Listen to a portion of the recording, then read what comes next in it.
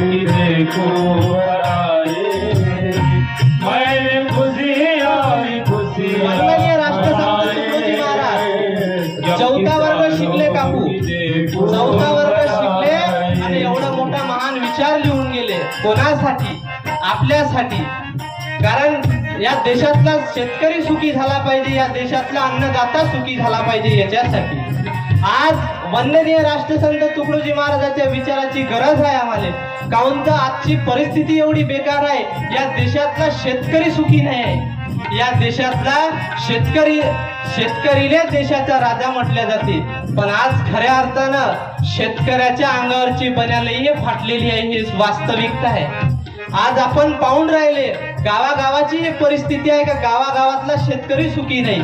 मग शेतकरी सुखी कसा होईल याच्यासाठी आपल्याला विचार वाचणं गरजेचं आहे. आपल्याला आता कुठंतरी सुशिक्षित होण्याची गरज आहे. आज गावागाव